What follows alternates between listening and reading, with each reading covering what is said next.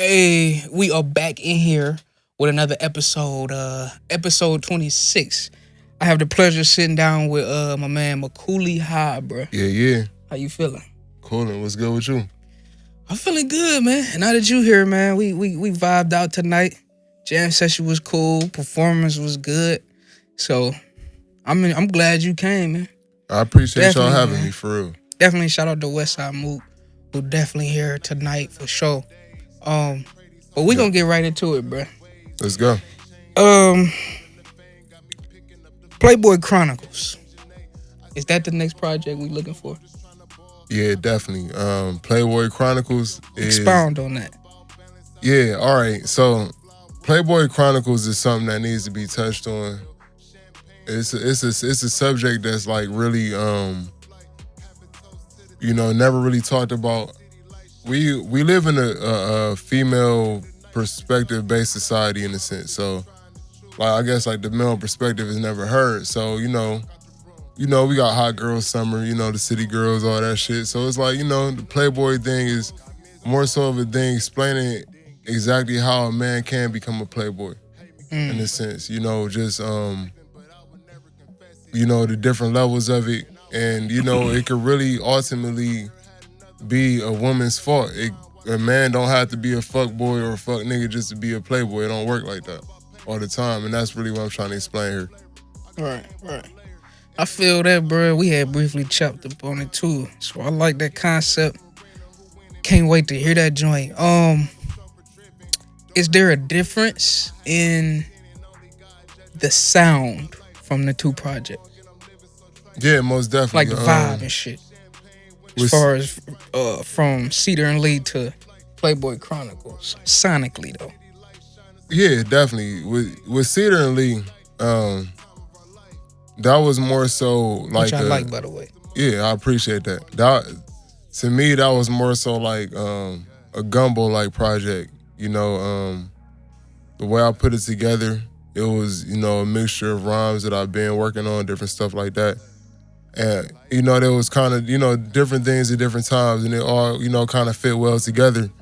And fortunately, it came out to be a good project. But with Playboy Chronicles, this is a project I wrote in like 5 consecutive days. And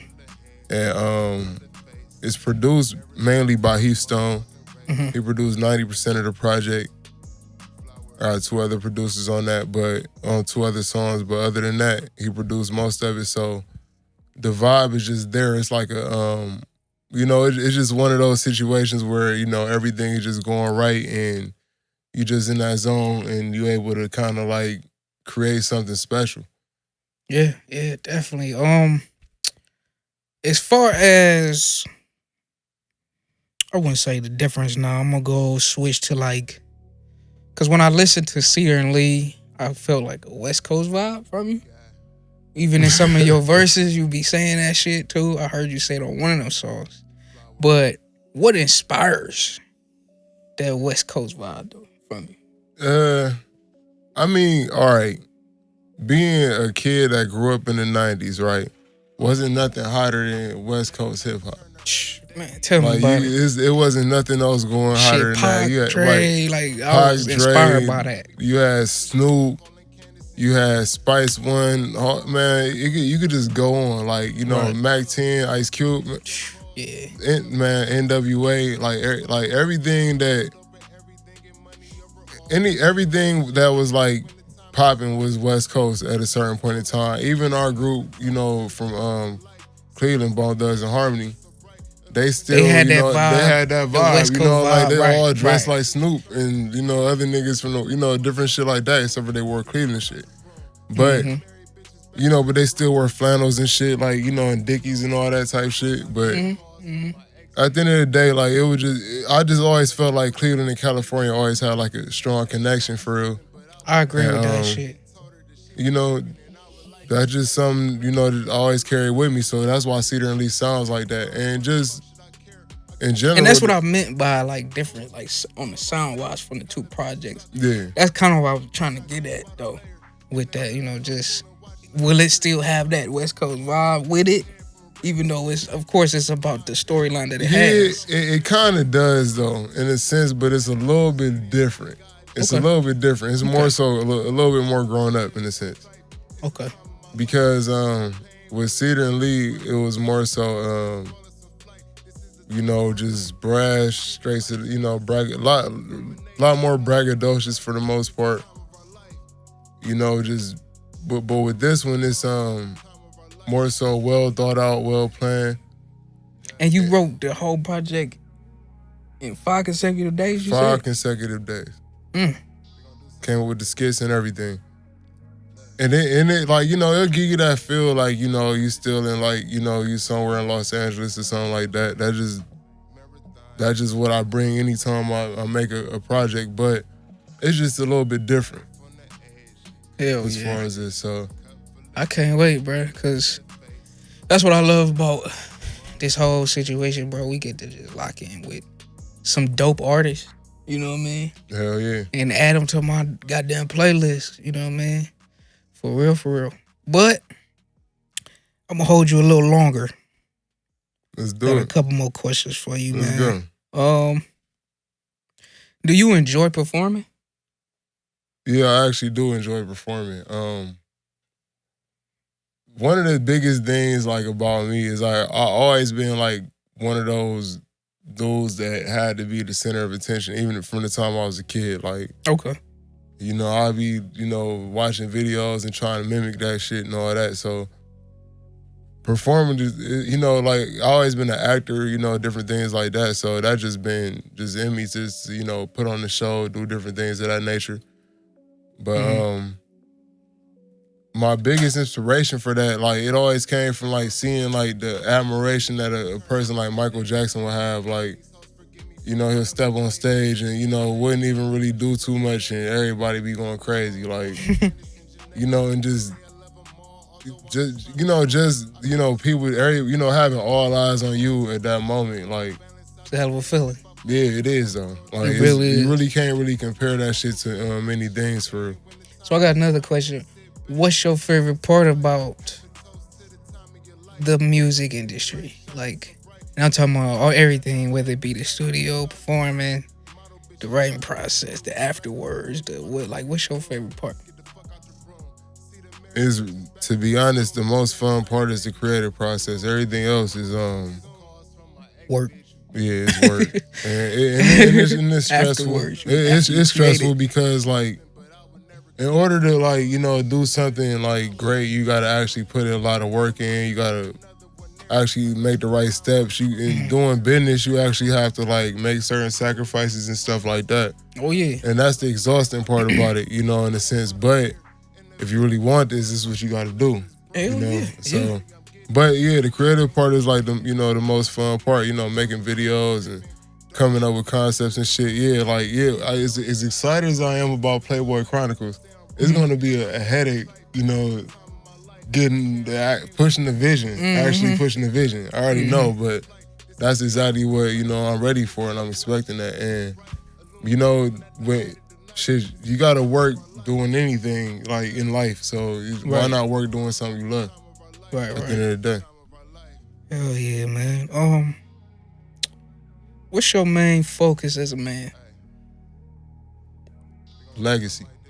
I like that. That's definitely mine, because I want to leave that at least.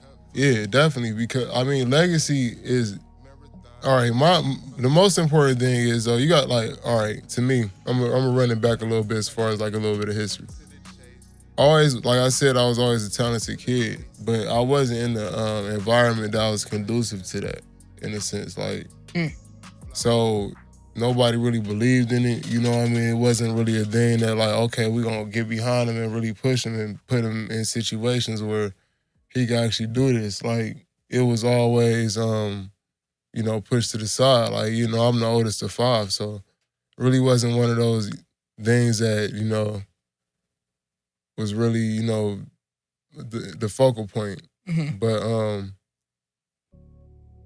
as far as my children, I got 2 daughters, and they, are showing signs of being talented in the same ways that I was.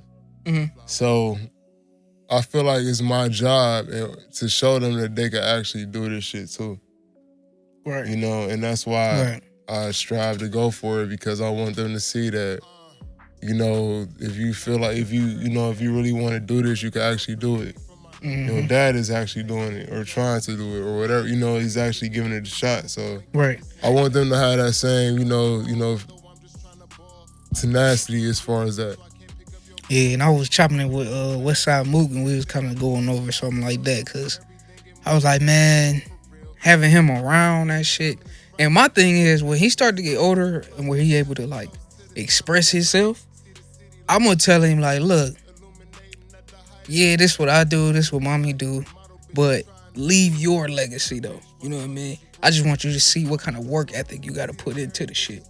You know what I mean? And what it look like, how you supposed to carry yourself, conduct business, you know, how much time you need to put in and shit. That's what I want to see mostly from the legacy. And that's it don't have to be just what I'm doing, but when you into your shit, just make sure you do it to the fullest. And that's important, because like if you really look at like, you know, the era we grew up in, and our, you know, we all like basically millennials in this room. Right. And we kind of was like always deterred away from things that seemed unrealistic to, you know, the people that came before us. Right. Because they didn't have the same opportunities, wasn't afforded the opportunity to actually like, you know, explore, dream. Yeah, and dream. So like, you know, you know, you got to think. Grandma was, you know, raising the family at fucking 22. You know what I mean? Different shit like that. Right. Definitely my grandma, you know, for sure. Right. Yeah. So you get to thinking about things like that, then that just goes to your mother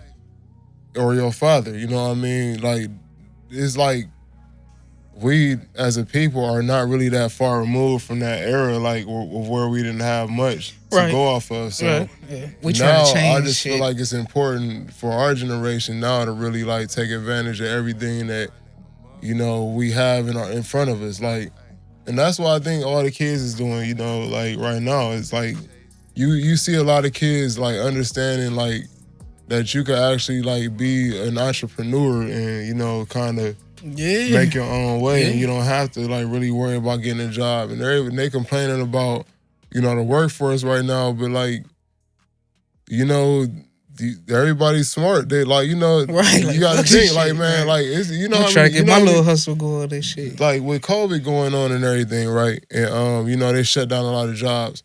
A lot of people was like able to touch a lot of money. Just imagine, you know what I mean, how many people that touched that money that was like the only thing that they was waiting on was to be able to touch some money to make something happen. Mm-hmm. And they did. And it's like, man, they like, shit, now that everything open back up, they're like, why the fuck am I going back to work? Like, I'm good. Mm-hmm. I'm cool. So that's basically like, you know, just our generation in a nutshell, man. Like, we smarter than that. Like, it just... And now I feel like, you know, I feel like what we leave for our kids, you know, they gonna just basically kind of like go beyond that. Yeah, definitely, man. That was a good ass conversation with McCooleyHigh. Why don't you shout out your socials, man, so where everybody can get you at, even your music and stuff. Oh yeah, Instagram, McCooleyHigh, Apple Music, iTunes, Spotify, Tidal, all that.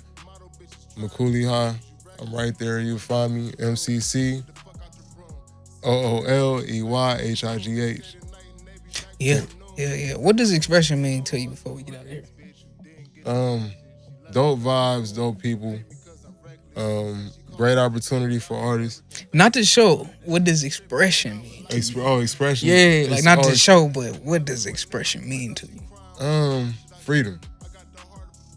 That's what Xpression is. Like, without that, you know, without being able to express yourself, you're in prison.